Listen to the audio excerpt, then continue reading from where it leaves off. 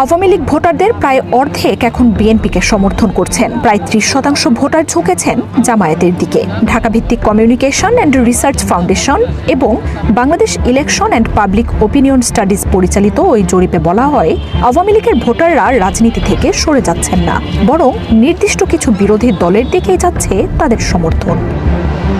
ইমেইলের মাধ্যমে রয়টার্সকে শেখ হাসিনা বলেন, আওয়ামী লীগের অনুপস্থিতি লাখো সমর্থককে প্রার্থীহীন করে ফেলবে, ভোট বর্জনে বাধ্য হবে অনেকে।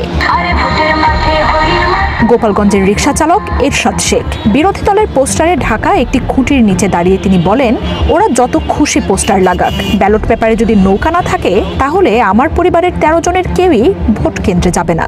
হ্যাঁ, আমি 13 জনের আমি একটা লোকের ভোট দিতে যাচ্ছি, তখন আমার ভালো লাগে না। একমাত্র নৌকো যদি প্রতীক পাই, নৌকোয় আমরা ভোট দেবো। আওয়ামী লীগ নাই এই হিসেবে আমরা নির্বাচনে জাতীয় চাই না, ভোট দিতেও চাই না।